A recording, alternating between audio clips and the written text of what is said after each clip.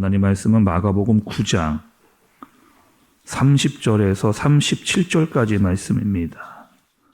그곳을 떠나 갈릴리 가운데로 지날새 예수께서 아무에게도 알리고자 아니하시니 이는 제자들을 가르치시며 또 인자가 사람들의 손에 넘겨져 죽임을 당하고 죽은 지 3일 만에 살아나리라 말씀하셨기 때문이더라. 그러나 제자들은 이 말씀을 깨닫지 못하고 묻기도 두려워하더라. 가버나움에 이르러 집에 계실새 제자들에게 물으시되 너희가 길에서 서로 토론한 것이 무엇이냐? 그들이 잠잠하니 이는 길에서 서로 누가 크냐 하고 쟁론하였음이라. 예수께서 앉으사 12 제자를 불러서 이르시되 누구든지 첫째가 되고자 하면 무사람의 끝이 되며 무사람을 섬기는 자가 되어야 하리라 하시고 어린아이 하나를 데려다가 그들 가운데 세우시고 안으시며 제자들에게 누구든지 내 이름으로 이런 어린아이 하나를 영접하면 곧 나를 영접하며 누구든지 나를 영접하면 나를 영접함이 아니요 나를 보내신 이를 영접함이니라. 아멘. 오늘 예수님께서 길을 가시다가 하시는 말씀이 있습니다. 너무 중요한 말씀인데 예수님께서 가시다가 자기의 죽음에 대해서 얘기를 하시잖아요. 31절의 중간에 보면 죽은 지 3일 만에 살아나니라. 자신의 죽음과 부활에 대해서 이야기를 하고 계시는 예수님을 볼 수가 있습니다. 근데 여러분, 예수님의 죽음에 대해서 예수님이 지금만 이야기한 게 아니시고 우리 8장 31절에도 봐도 예수님께서 거기서도 죽음에 대해서 이미 얘기를 하셨습니다. 그러니까 두 번째로 지금 죽음에 대해서 이야기를 하고 계심에도 불구하고 제자들이 어떤 반응이냐, 죽음에 대한 관심이 별로 없습니다. 어떤 반응도 없고 그냥 미지근한 그런 모습을 볼 수가 있죠. 32절의 말씀을 여러분 한번 좀 보세요. 32절에 그러나 제자들은 이 말씀을 깨닫지 못하고 묻기도 두려워하더라 이렇게 이야기합니다. 아니, 예수님이 죽음에 대해서 이야기하고 이 문제가 굉장히 중요한 문제인데 제자들은 왜 큰 관심이 별로 없었을까요, 여러분? 별로 반갑지 않았기 때문입니다. 왜? 그리고 우리가 원하거나 바라는 모습이 아니었기 때문이었던 거죠. 또 베드로처럼 자칫 물어봤다가 예수님 그렇게 하지 마십시오 라고 했다가 또 예수님께 혼이 날 수도 있는 그런 상황이기도 하죠. 그러니까 쉽게 그냥 예수님이 아주 중요한 지금 죽음과 부활을 이야기했음에도 불구하고 그냥 쉽게 지나쳐 버리려고 하는 그런 의도가 숨겨져 있는 것을 볼 수가 있습니다. 그냥 쉽게 못 들은 척 그냥 지나쳐 버리려고 하는 그런 모습이죠. 그런 제자들에게 예수님이 물어보시는 거예요. 너희는 무슨 얘기를 했느냐? 지금 예수님은 자기의 죽음과 부활을 이야기하셨는데 그럼 너희는 무슨 얘기를 했느냐 이렇게 물어보시는 거죠. 34절의 말씀을 좀 보시면 그들이 잠잠하니 이는 길에서 서로 누가 크냐 하고 쟁론하였음이라 이렇게 이야기합니다. 여러분, 지금 같은 길을 가고 있거든요. 예수님과 제자들이 동일한 길을 걷고 있는데 완전히 지금 동상이몽 같은 길을 갖고 있는데 전혀 다른 생각을 하고 있는 모습을 볼 수가 있는 거죠. 예수님은 죽음을 이야기하는데 이들은 서로 누가 크냐 내가 크냐 이런 거를 좀 따지고 있는 그런 모습입니다. 이제 예수님이 곧 예루살렘으로 이제 올라가실 거야. 그러면 사람들이 엄청 좋아하지 않겠니? 아마 예수님이 예루살렘에 가면 모든 사람들이 다 모여들 거다. 그리고 인기도 아마 많으시니까 곧 왕으로 추대를 이렇게 되겠지.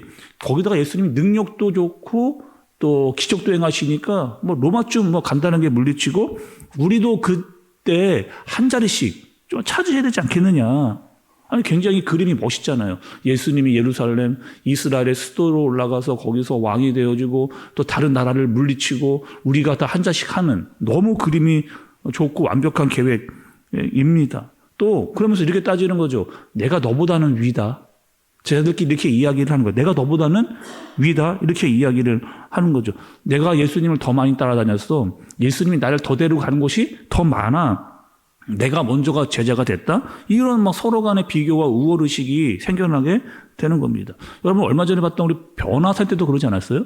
예수님께서요 베드로와 야고보와 요한만 데리고 변화산으로 올라갔습니다. 아마 그들도 약간 우월의식이 있었을 거고 남아있었던 제자들, 아니 뭔데 왜 쟤네들만 데리고 올라가는 거야, 이런 마음 가졌을 거야. 나도 가고 싶고 우리도 충분히 따라갈 수 있는데 이렇게 서로 간에 예수님이 그런 걸 의도하시지 않았겠지만 그들은 그런 모습을 취했던 것으로 생각을 충분히 할 수가 있죠. 그러니까 이 모든 상황을 지금 예수님께서 다 알고 계시는 겁니다. 그리고 그들에게 이야기를 해주세요. 어떤 이야기를 해주시느냐? 35절의 말씀을 보면 예수께서 앉으사 12제자를 불러서 이르시되 누구든지 첫째가 되고자 하면 뭇 사람의 끝이 되며 뭇 사람을 섬기는 자가 되어야 하리라 하시고 이렇게 이야기합니다. 그러니까 예수님께서 제자들을 다 부르신 거예요. 얘들아 다 모여봐라. 정말 중요한 얘기 내가 너희들에게 해줄게. 너희도 정말 첫째가 되고 싶으냐? 그러면 어떻게 되느냐? 낮은 자가 된다는 거예요. 끝으로 가야 된다는 거예요. 여러분 지금 예수님의 말씀하시는 이 방법은 세상의 방법과는 정반대 방법입니다. 세상은요, 높이 올라가야 돼요. 더 많은 것을 가져야 돼요. 그래야 사람들이 인정해주고 대우를 해주는 그런 방법입니다. 세상의 방법은. 근데 예수님은 어떻게 이야기하는 거예요? 낮아지라는 거예요. 더 밑으로 내려가라. 섬기는 자가 큰 자다. 이렇게 이야기를 하는 것이 바로 하나님 나라의 방법이고 세상과는 정반대의 방법인 거죠. 또 여러분 세상은 어떤 거예요? 높이 올라가기 위해서 끊임없이 경쟁합니다. 다른 사람을 눌러야만 내가 더 높은 자리에 올라갈 수 있기 때문에 끊임없이 경쟁을 하죠. 물질도 많이 가져야 되고 학벌도 높아야 되는. 그래서 그렇게 되기 위한 것은 내가 높은 곳에 올라가서 다른 사람보다 더 많은 것을 갖기 위한 경쟁을 끊임없이 하면서 살아가고 있는 거죠.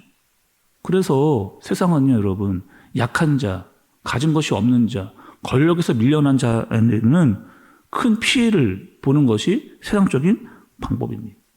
그런데 하나님의 나라의 방법은 정반대다. 섬기는 자가 큰 자다. 이 얘기를 여러분 또 얘기하세요. 우리가 마가복음 10장 44절 45절에 가면 또 이야기가 나오게 됩니다. 잠깐 여러분 한번 제가 읽어볼게요. 너희 중에 누구든지 으뜸이 되고자 하는 자는 모든 사람의 종이 되어야 하리라. 인자가 온 것은 섬김을 받으려 함이 아니라 도리어 섬기려 하고 자기 목숨을 많은 사람의 대속물로 주려 함이니라. 이렇게 이야기한 거죠. 예수님이 자기를 들어서 이야기를 하시는데 이렇게 하는 거예요. 내가 온 이유가 있다는 거예요. 내가 대접받고 내가 더 높이 올라가고 사람들에게 인정받기 위해 온 것이 아니다. 예수님은 내가 온 이유는 뭐라는 거예요? 종의 모습으로 왔다는 거예요. 죽을 대속물로 왔다. 이런 얘기를 예수님께서 하시는 거죠. 그리고 어린아이 하나를 세우십니다. 보통 여러분 성경에서 이야기할 때 어린아이는 이런 의미가 있어요. 순진함의 상징으로 보통 등장을 합니다. 어린아이가. 그런데 여기서는 좀 다른 의미를 가지고 있어요. 여기서 지금 어린아이를 세우는데 이 어린아이는 어떤 아이냐? 사회적인 지위가 없는 아이입니다. 그러니까 여러분 이스라엘과 팔레스타인 지역에서 이 어린아이라고 하는 것은 인권이 없는 사람이에요. 그렇게 취급받았습니다. 어른이 되려면 만 한 20살은 되어야 사람 취급을 그 이스라엘 지역에서 팔레스타인 지방에서 해준 거죠. 그러니까 지금 이 어린아이라고 하는 것은 힘이 없어요. 거기다가 물질도 없고 권력도 없고 아무것도 없습니다. 저항할 능력도 없는 사람이 바로 이 어린아이라고 하는, 그러니까 그 시대의 가장 낮은 자를 예수님께서 세우시고 그 아이를 가장 낮은 자를 보여주시는, 상정해 주시는 그런 모습인 거죠. 이렇게 작은 자까지 챙기는 자, 그리고 이 작은 자를 세우는 자가 바로 큰 자다. 예수님이 그렇게 이야기를 해주시는 겁니다. 또 여러분, 이 어린아이의 특징이 또 한 가지가 있어요. 잘 생각해 보세요. 아이가 어리면 어릴수록 여러분 어떻게 되느냐. 아이가 어리면 어릴수록 절대적으로 부모님을 의지하는 그런 성향을 가지고 있습니다. 그러니까 이런 거죠. 하나님의 나라는 어떤 나라냐? 절대적으로 하나님만 의지해야만 세워져 가는 나라가 바로 하나님의 나라다. 이 사실을 예수님께서 어린 아이를 통해서 보여주시고 알려주시는 거죠. 오늘 여러분 말씀의 핵심은 뭘까요? 오늘 말씀의 핵심.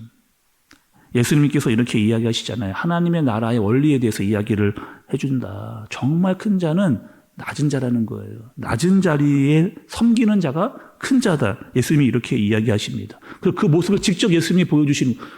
예수님 여러분 어떻게 오셨어요? 오실 때 말구유에서 왔습니다.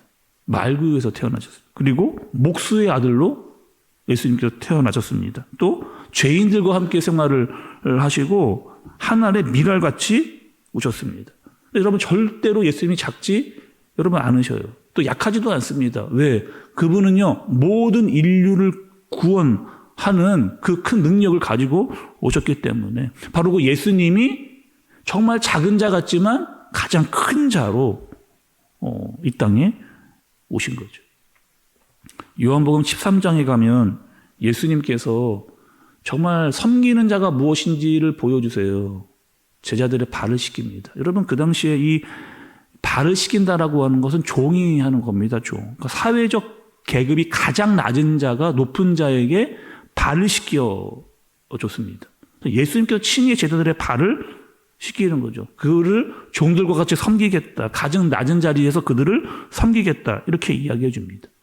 또 여러분, 그 제자들의 발은 어떤 발이에요? 예수님을 버리는 발입니다. 예수님께로부터 도망칠 발이고, 예수님을 따라가지 않을 발이고, 예수님을 3번이나 부인할 그 발을 예수님께서 씻기시는 거죠. 제자들은 그 당시에도 그 발을 씻기시는 이유를 제대로 알지 못했습니다. 왜 예수님이 사람으로 오셨는지, 왜 십자가를 지셔야만 했는지, 왜 죽으셔야 되는지, 부활하셔야 되는지 알지 못했습니다. 왜 우리의 발을 닦이셨는지도 잘 알지 못했습니다. 예수님이 계속 알려주시는 게 있잖아요. 너희들도 나와 같이 섬기는 자가 되라. 바울이 이렇게 이야기했습니다. 빌립보서 2장 5절에 너희 안에 이 마음을 품으라. 곧 그리스도의 예수의 마음이니. 너희 안에 이 마음을 품으라. 곧 그리스도 예수의 마음이니. 이 마음을 품고 살아갈 수 있는 저와 여러분들 되어지시길 예수님의 이름으로 축복합니다. 기도하겠습니다. 하나님 아버지, 예수님께서 직접 하나님 나라의 원리에 대해서 말씀해 주셨습니다. 왜 우리가 낮아져야 되는지 그 의미를 깨닫게 하셨습니다. 하나님, 우리도 섬기는 자가 되게 하여 주옵소서. 한 영혼을 섬기고, 가정을 섬기고, 교회를 섬기고, 직장과 사업장을 섬길 수 있는 그런 자로 우리를 사용하여 주옵소서. 무엇보다 하나님을 의지하고 하나님의 나라의 사람으로 살아가도록 인도하여 주옵소서. 예수님의 이름으로 기도드리옵나이다. 아멘.